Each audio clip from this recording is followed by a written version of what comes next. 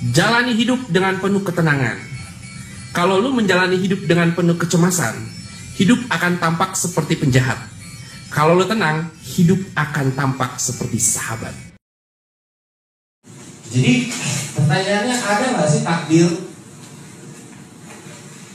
Pertanyaannya seperti itu. Ya, apakah kita lahir di dunia ini udah ditentukan jalannya, atau kita pas dilahirkan di dunia milih jalan sendiri? Kebanyakan orang lebih senang memiliki keyakinan bahwa kita lahir semuanya di tangan kita. Kita yang punya pilihan. Gak ada yang namanya takdir, semuanya di tangan kita. Seperti itu. Mereka memilih seperti itu karena mereka pikir kalau ada takdir, kalau takdir gue jelek gimana nih ceritanya? Gitu. Ya. Jadi banyak orang lebih berpikir untuk ini lahir kita punya free will, punya kebebasan. Namun menurut saya yang aneh ini,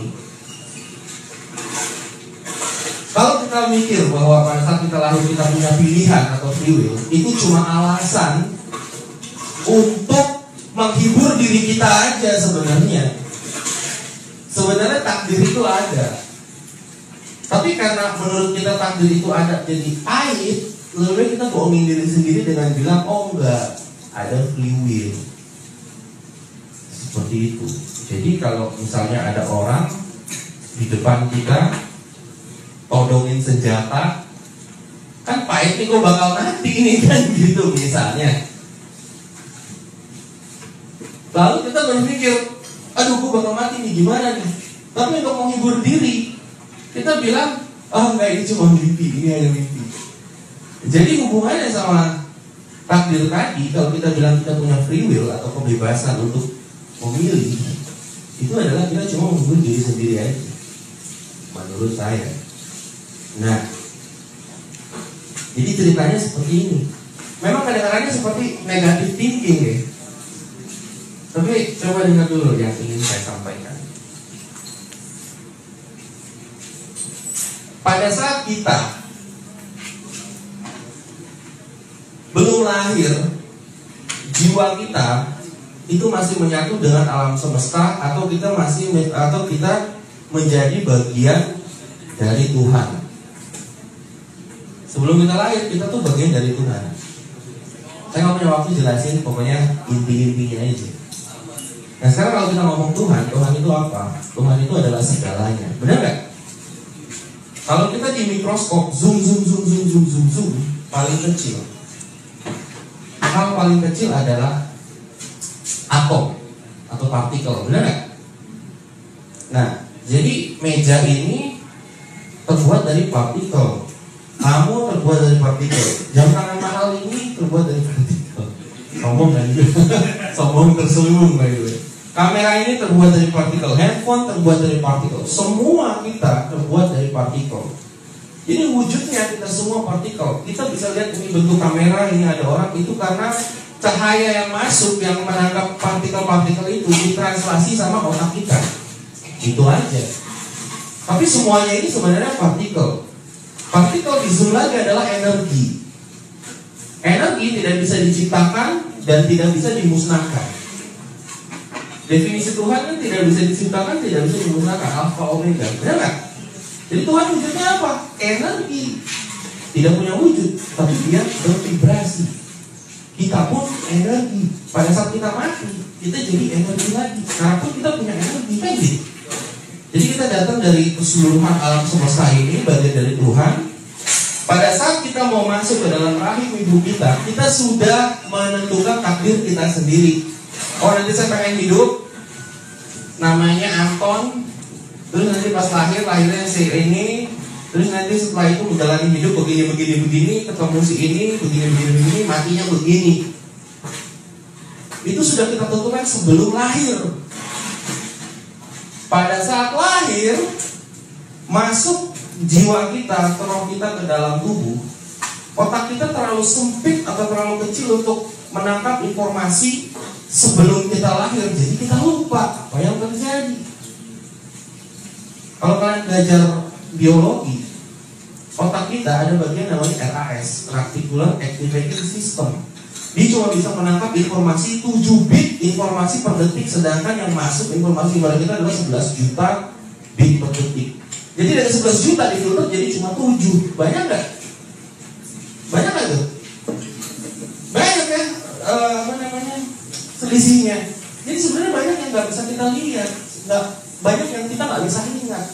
Kejadian kemarin aja jam 3 sore kita kadang lupa kan?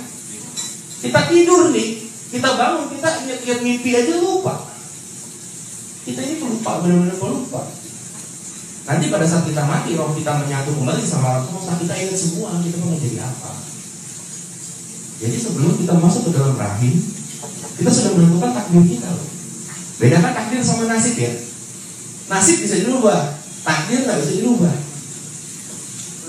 Begitu kita masuk, kita sudah menentukan takdir. Kita lahir, kita lupa tujuan kita hidup ngapain. Tujuan kita hidup satu, menikmati hidup pastinya. Tapi banyak orang nggak nikmatin hidup karena bagi mereka hidup adalah perjuangan. Hidup adalah stres kan gitu. Kita hidup untuk menikmati hidup, dan kedua kita hidup untuk mengerti kenapa kita membuat pilihan kita sebelum kita lahir. Jadi tujuan kita hidup ini untuk mengerti ngapain sih gua hidup. Tujuan saya dalam hidup ini apa? Mau jadi apa? Misi hidup saya apa? Kita ingin mengerti pilihan-pilihan yang kita buat sebelum kita lahir. Itulah tujuan hidup. Nah, kembali lagi ke takdir. Pilihan kita di hidup ini cuma 2 sebenarnya, 2 doang. Sekali lagi teman-teman gak harus percaya sama saya bukan meyakinkan teman-teman, ini cuma berbagi. Tujuan kita hidup cuma 2 sebenarnya. Pilihan kita hidup cuma 2. Mau ikut arus takdir yang kita ciptakan sendiri, atau melawan takdir yang sudah kita tentukan sendiri belum lahir. Kalau kita ikut arus takdir, kita akan bahagia. Kalau kita melawan takdir, kita akan sengsara. Simple. Hidup itu cuma ada 2 hal, yaitu bahagia atau sengsara. Itu doang. Benar gak? Kita mau jadi kaya ngapain coba? Mau bahagia, benar gak? Pada saat kita jadi kaya, kalau kaya itu bukanlah takdir kita kaya memang, tapi gak bahagia. Kita mau dapat cewek model, tapi kalau takdir kita bukan untuk dapat cewek model, kita dapat cewek model, tapi ternyata begitu dibuka bawahnya kelaminnya sama. Misalnya, oke? Jadi pilihan kita hidup itu cuma 2. Mau ikut jalan bersama alam semesta atau Tuhan, jalan yang sudah ditentukan oleh kita yang terdahulu sama Tuhan, mau tanda kutip mau ikut jalan hidup atau melawan hidup gitu. Kalau kita melawan hidup, kita sengsara. Kalau kita ikut sama arus hidup, kita bahagia. Simple. Ya. Pokoknya kalau kamu melawan takdir, kamu sengsara. Simple. Kamu ikut takdir bahagia.